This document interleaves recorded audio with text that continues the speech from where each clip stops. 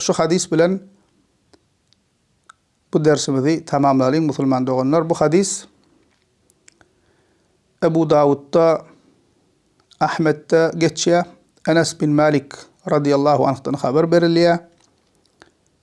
Peygamberimiz Muhammed sallallahu aleyhi ve sellem diye "Lemma urica bi marartu bi kavmin lehum azfarun min nuhas يخمشون وجوهكم وصدورهم فقلت من هؤلاء يا جبريل قال هؤلاء الذين يأكلون لحوم الناس ويقعون في أعراضهم."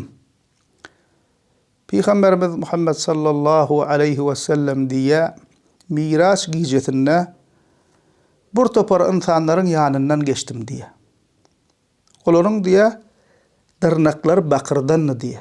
Bakır demire mengdeş bir metal musulman doğanlar.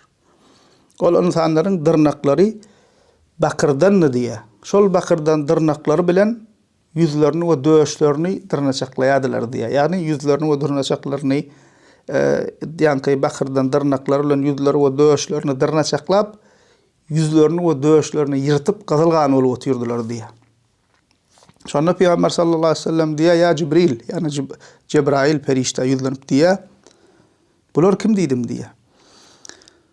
Onna Cebrail perişte ayttı diye Allah'ın salamı olsun ona. Bular insanların gıyvetini edip insanların etini yiyenler diye. Çünkü Kur'an-ı Kerim'de başka kişilerin gıyvetini etmekliği insanın etini yemekliğe mengzediliyor. Diye bular başka insanların gıyvetini edenler, etini yiyenler diye. Ve